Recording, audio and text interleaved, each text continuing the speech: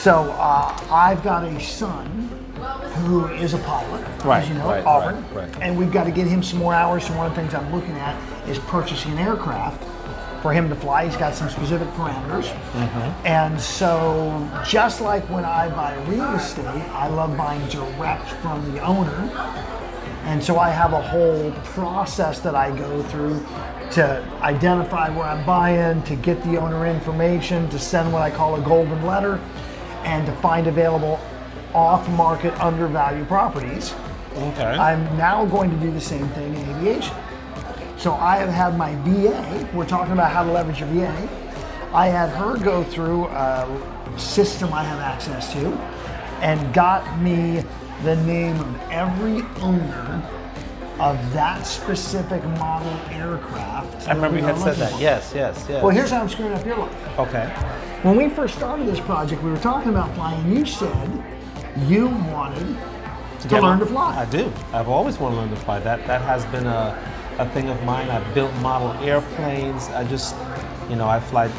If it has to do with planes, I do like it. So her second project is on the perfect, and it's not on the list yet. Okay. On the perfect trainer aircraft.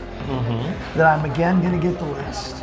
I'm again going to send the golden letter, and then you are going to be presented with an aircraft that is going to be priced way below value that you can purchase. And then I've got a guy right across the street from me who is a flight instructor, and let's start chasing those dreams. So many people, my dad was one of them again around aviation, that he kept pushing that down the road.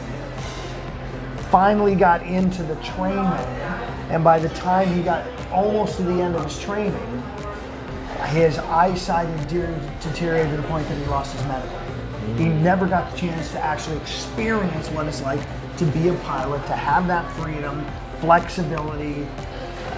It's phenomenal. It's great. And so, I've been a pilot for 25, 30 years, haven't got a lot of airtime lately. And I'm getting back in the air as well, so that's going to be on the list. And what you're saying is really important because we all push our dreams back.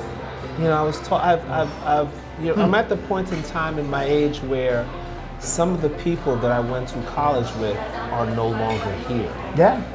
And we were at the age together in college where we actually had these dreams that we wanted to do, and we told each other about them.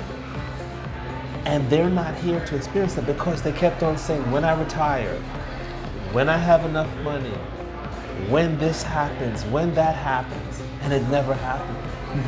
So I appreciate that. Oh, let's take it a step further, because you want a great book, a brutal book. Bonnie Ware wrote the book, The 5 Regrets of the Dying. I've heard about that book. She was a hospice care nurse for 30 years, spending time with people in the last moments of their life when there was nothing else they could do. And she had these conversations and ultimately compiled a list. The 5 Regrets. The 5 Regrets of the Dying. And you don't need to type them up because I know you can find them online, just like I did to make sure. Yeah, just I have it. And yet I love them in reverse because we can all see these. Number 5, I wish I had let myself be happier. Wow. Yeah, most people didn't realize that happiness was a choice until it was too late.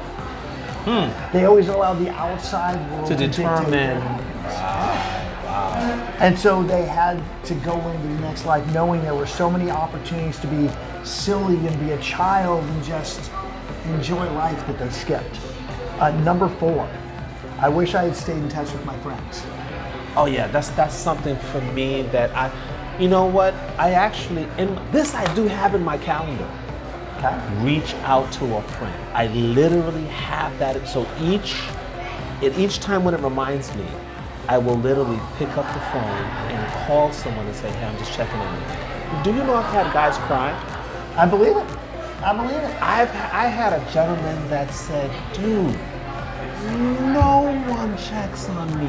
He said, I am dad. I'm supposed to hold everything together. He said, no one checks on me. Literal tears. He said, man, I am so grateful that you took the time to check on me. He said, I'll never forget it. It was a telephone call. Hey, how you doing? Well, and that's why as we teach the database process, it's all about the importance of relationships. This isn't I'm looking for business life, it's a relationship life. That's what a true great real estate professional has done.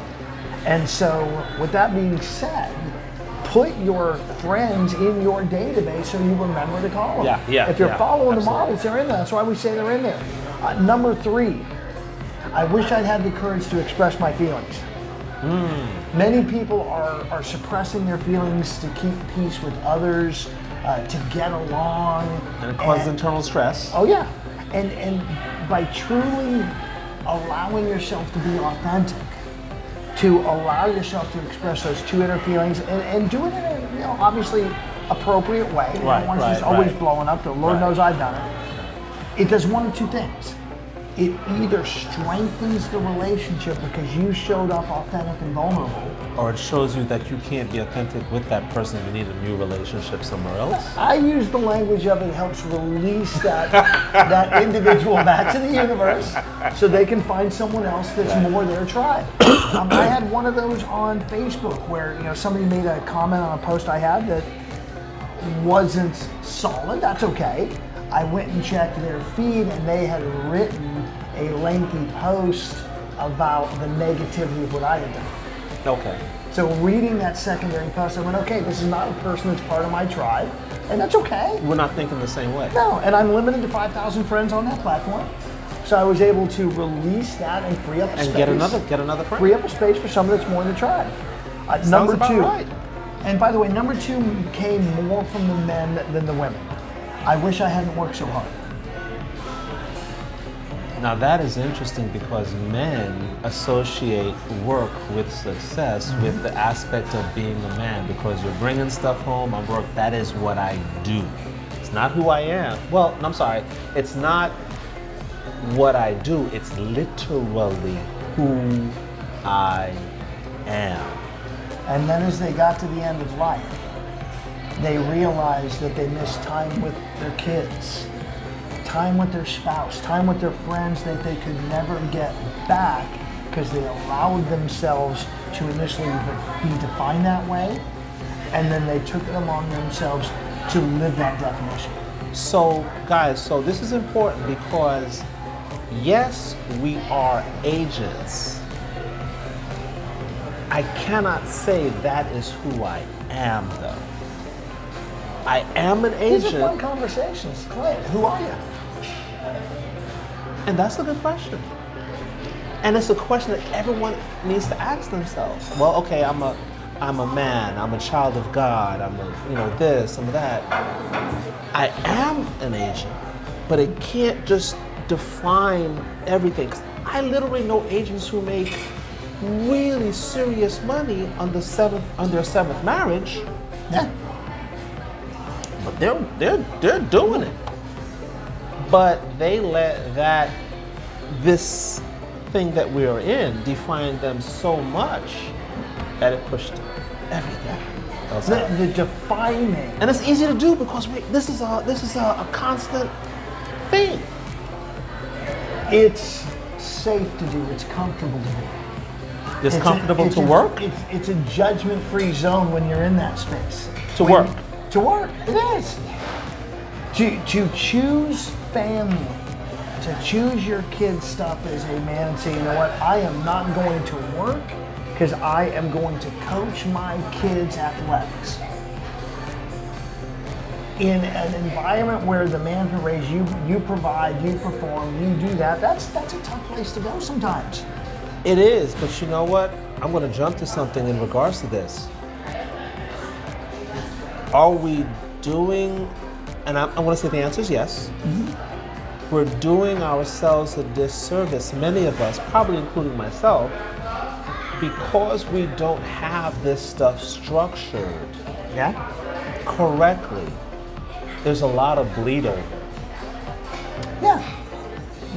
Because it's unstructured. Well, and the bleed over, and again, it's why we work the schedule so bad. I love it when I'm in the class and someone didn't get their homework done, and I hold everybody accountable, and they tell me they didn't get their homework done because they were on vacation. I was on the road for 5 days on vacation. awesome. That's excellent. I'm glad you are, and I'm going to give you a pass on one condition. Did you do any work while you were on vacation with your family? And what do they always say? No. Oh no, they've all done it. Oh yeah, I was on the phone making calls. Which means you didn't go on vacation? No, when they're on family time, when they're on vacation time, they're busy stressing about work and doing work stuff. And then when they're working... Well, that's why I said the bleed. Yeah. That bleed over. That bleed over is because it's not structured, and that's why the calendar is so important, and it's also commitment. So it's a growth that I have had in that space, especially with the feedback of my kids. I've been guilty of it historically. Not as bad as some, and yet more than others. And what's great about this conversation at this point is it leads into number one. The number one top regret of the night. I wish I had had the courage to live a life true to myself and not the life others expected of me. It was the most common regret of all. They did not live free. Well, no, and they realized they looked back on it. They looked back on their life, and it was easy to see how many dreams went unfulfilled. It ties back to the beginning of this conversation. That's the number one regret of the night is I'm so busy doing all this other stuff and pushing my dreams down the road, right? That all of a sudden the road ends, and I've got to die knowing that there were all those things I could have done if I would have just been authentic and true to myself. I would have just allowed myself to live the way I knew I was supposed to. That is a scary thought. Yeah. But here's the beautiful thing. Since we're not at that point. Yeah, we got time. Which is why we're going to find that airplane, which is why we're going to get your butt in the sky. And you're all of a sudden going to realize how cool that is, because now, you said you like taking road trips. Yeah. Oh, just wait till you discover plane trips. A plane trip? Oh yeah, right. you load you and Adele in the plane, and just go. Bam, in a span of an hour and a half, 2 hours, you're on the Gulf Coast. You're in Destin. Gotcha. It makes a big difference. And do you know where that came from? So let me tell you. So when I was a kid, my parents, working, doing their thing, they would say we had family in different countries. And so, couldn't necessarily take off the time. So back in the day, you could say to the stewardess, hey, this is a kid, watch the kid. So before 9/11, this is when I was 5, 6 years old, the stewardesses were very busy. Guess where they put me? Cockpit. In the cockpit. Yeah. So they would say to the pilot, here, you watch him. And they would look at me and say, why am I watching the kid? Well, we're busy back there serving. You watch him. Yeah. Okay, so I'm sitting in the cockpit and I'm like, okay, so they said, I'll never forget this. Have you ever flown a plane before?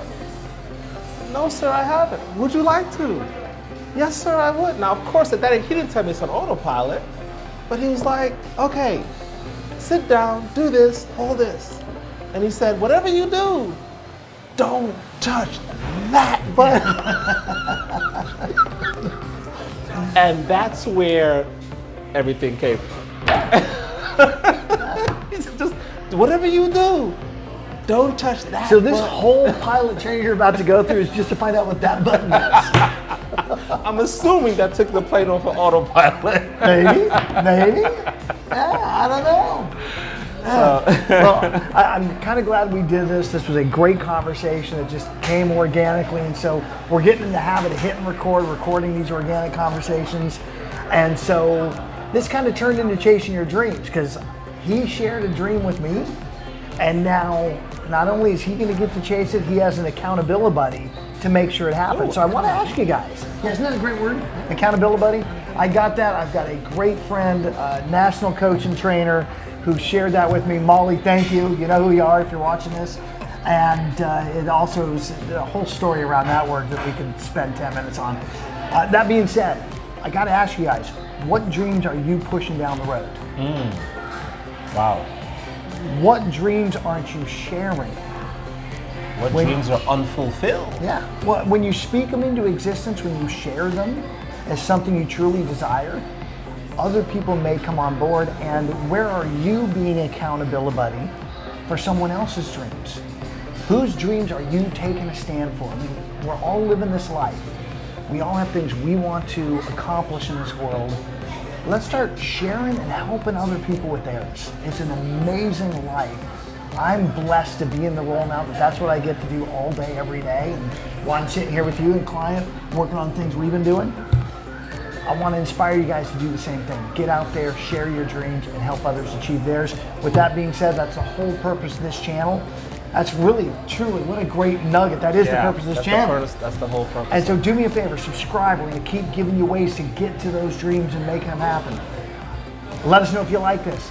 Get us some comments. Give us some more direction on what those dreams are or what the challenges are that are getting in the way of those dreams. We'll record something. And of course, last but not least, reach out. You need something, you can call Coach Russ, you can call Clyent. Our information's everywhere, and if not, we'll respond to your comments. So appreciate you guys paying attention. Anything else? Nope, that's it. I think we had a fantastic day. Yep, we're out of here. See you soon. Bye-bye.